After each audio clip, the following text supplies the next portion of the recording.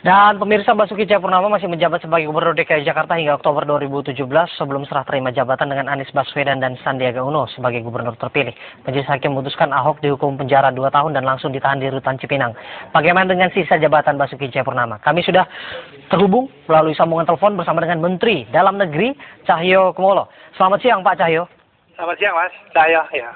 Pak Cahyo, sudahkah kemudian permintaan salinan putusan PN Jakarta Utara diteruskan oleh Kementerian Dalam Negeri? Iya, tadi kami mengikuti melalui media dan hari ini, sore ini nanti kita akan menyiapkan surat kepada Pengadilan Negeri Jakarta Utara untuk minta salinan putusan. Karena itu sebagai dasar surat resmi kami untuk menyampaikan kepada Bapak Presiden lewat Pak Menseknek, karena kan kepres. Itu aja saya kira. Basuki Cahayapurnama dipidana 2 tahun penjara Pak. Dalam jabatannya saat ini dia masih sebagai gubernur aktif DKI Jakarta. Lantas seperti apa respon dari Kemendagri agar ini tidak mempengaruhi administrasi Pemprov DKI Jakarta saat ini?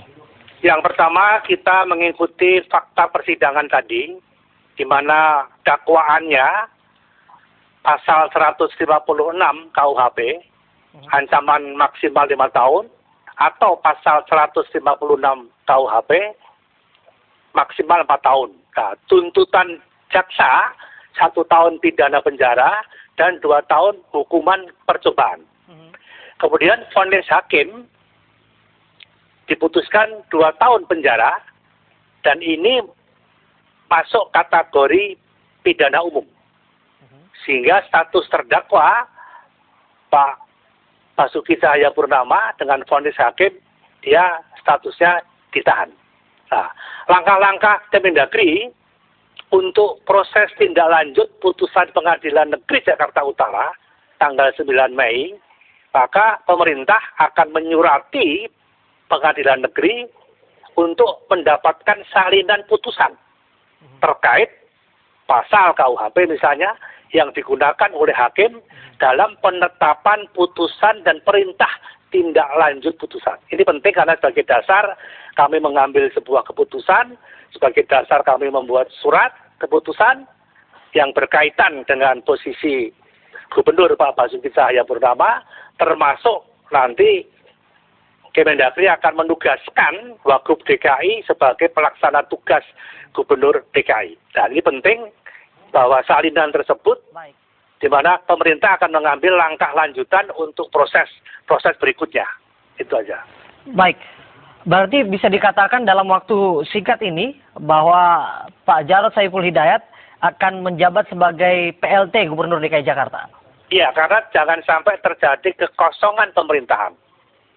Tapi dasar kami menunggu salinan putusan resmi yang disampaikan oleh Ketua Pengadilan Negeri Jakarta Utara kepada pemerintah CQ Kemendagri. Nah, dasar ini yang nanti akan kami membuat laporan kepada Bapak Presiden melalui Pak Menseknek dalam rangka untuk persiapan kepresnya. Itu aja. Nah, ya. Proses menanti kepres ini juga kan nampaknya butuh waktu begitu, Pak Mendagri. Ya, sebenarnya kan masalah administrasi ya. Iya, lantas seperti apa nanti proses untuk menunggu keputusan Presiden tersebut? Apakah secara serta-merta bahwa Pak Jarod akan menjabat sebagai PLT dan juga... Ya, kami tetap menunggu salinan putusan dulu aja. Intinya gitu aja. Baik. Ya, karena ini sebagai dasar resmi kami kan tidak mungkin dengan dasar kami lihat di TV, lihat media kan nggak mungkin. Itu aja, dasar resmi karena menyangkut nomor surat, nomor putusan dan sebagainya. Pertanyaan terakhir saya Pak, masa bakti Pak Basuki Cahayapurnama ini kan hingga Oktober ya Pak 2017. Ya. Nah, apakah nanti akan dilantik Pak Jarodnya sebagai gubernur definitif dan kemudian ada... Pak Jarod tidak dilantik, hanya kami menyerahkan keputusan saja untuk pelaksana tugas gubernur sampai berakhirnya masa jabatan gubernur dan wakil gubernur DKI pada bulan Oktober. Baik, berarti jabatan Pak Jarod tetap menjadi seorang PLT nanti hingga nanti serah terima jabatan dengan gubernur terpilih Pak. Ya, sampai pelantikan itu aja. Baik, terima kasih Pak Mendagri. Pak Cahyo Kumolo sudah berbincang bersama kami melalui sambungan telepon. Pemirsa, Majelis Hakim memvonis Basuki Cahayapurnama dengan hukuman 2 tahun penjara dan segera ditahan di Rutan Cipinang. Persidangan kasus penistaan agama ini sempat menimbulkan polemik di masyarakat dan menimbulkan pro kontra. Bagaimana tanggapan advokat cinta tanah air yang sejak awal mengawal kasus ini dan melaporkan Ahok ke polisian? Dan kami juga akan mengajak Anda bergabung sama rekan kami, Laura Elvina, yang saat ini ada di auditorium Kementerian Pertanian. Silakan Laura, apa informasi terbaru dari sana?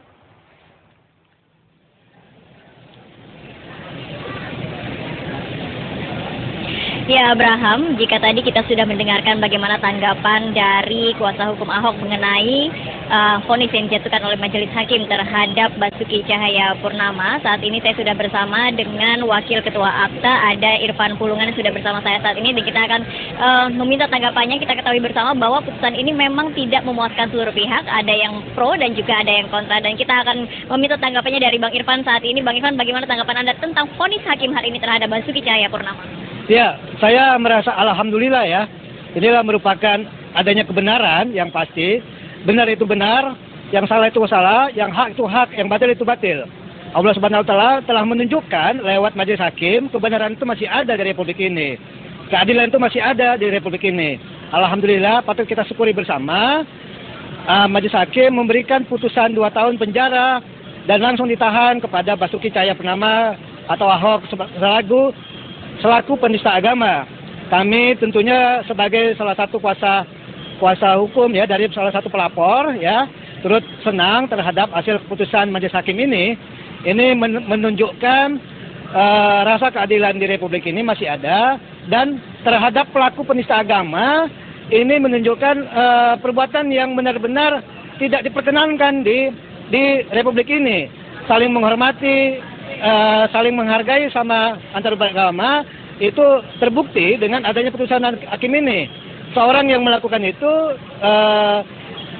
dijatuhi dengan hukuman yang sesuai dengan perbuatannya. Kalau kita lihat ini 2 tahun penjara memang lebih tinggi dari tuntutan jaksa, tetapi lebih rendah dari hukuman maksimal yang ditetapkan di 156A. Menurut Anda ini seperti apa sikap hakim pada hari ini? Ya, tadi pagi saya sudah memprediksi Majelis Hakim memang akan memutuskan lebih tinggi dari tuntutan jaksa. Tapi juga tidak akan mungkin bisa sama dengan ancaman hukuman yang terdapat dalam pasal 156A huruf H yang terdapat dalam 156A KUHP. Tentunya banyak pertimbangan yang dilakukan oleh Majelis Hakim. Pertama ya, melihat situasi dan kondisi yang ada terjadi ya. Yang kedua memang banyak pertimbangan-pertimbangan lain yang mungkin kita bisa tidak mengetahui bagaimana rasa pertimbangan Majelis Hakim memutuskan hukuman 2 tahun terhadap Ahok ini gitu. Tapi sekali lagi kami sampaikan, ini patut kita syukuri untuk hukuman 2 tahun ini adalah merupakan bentuk adanya rasa keadilan di masyarakat gitu. Kalau Anda mengatakan ini bentuk rasa keadilan, apakah memang 2 tahun itu menurut Anda sudah memenuhi rasa keadilan di masyarakat begitu? Ya, menurut saya ini wajar ya Ahok ya. Memang semua orang menginginkan Ahok itu diancam hukuman yang maksimal, yaitu 5 tahun, 5 tahun penjara. Tapi kita juga tidak boleh memaksakan sesuatu kehendak yang memang itu tidak nantinya akan membuatkan adanya kegaduhan di masyarakat gitu. Nah, pertimbangan majelis inilah yang kita coba ikuti ya. Tadi juga dalam pertimbangan yang dibacakan oleh majelis Hakim menyampaikan Ahok ini terbukti melakukan penistaan agama, ya kan? Ucapannya itu terbukti melecehkan Al-Quran dan melukai masyarakat, khususnya umat Islam gitu. Nah, ini kalau misalnya kita lihat juga sangat berbeda sekali seperti pendapat antara Majelis Hakim dan juga Jaksa Penuntut Umum. Dari vonis yang dijatuhkan lebih tinggi dari tuntutan, dan juga pasal yang digunakan oleh hakim itu berbeda dengan tuntutan jaksa. Menurut Anda, apa yang terjadi di sini? Ya, ini sangat baik pertanyaannya Mbak Laura ya.